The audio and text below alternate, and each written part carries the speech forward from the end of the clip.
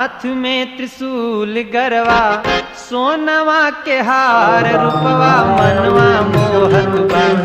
बाड़ी शेर पर सवार रूपवा मनवा मोहत बा बाड़ी शेर पर सवार रूपवा मनवा मोहत बा। हाथ में त्रिशूल गरवा हाथ में त्रिशूल गरवा